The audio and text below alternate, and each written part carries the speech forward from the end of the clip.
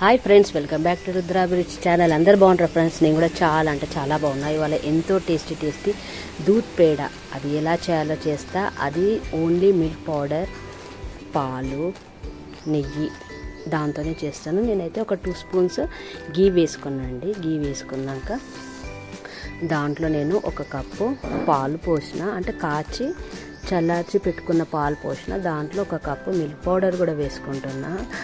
మన కోవాతో కూడా చేసుకోవచ్చు ఇది, కానీ నేను మిల్క్ పౌడర్తో చేసుకుంటున్నా. దాంట్లో మన టేస్ట్ ఎంత స్వీట్ తింటే అంత. నేనైతే సగం కప్పు వేసుకున్నా షుగర్ పట్టి పౌడర్ చేసి. దాంట్లోనే ఇంకా నేను కలుపుకుంటా దగ్గర అయ్యేదాకా కలుపుకున్నా. కొద్దిగా ఇంకొక స్పూన్ నెయ్యి వేసుకున్నా. కలపంగా అదంతా దగ్గరికి అయిపోతుంది.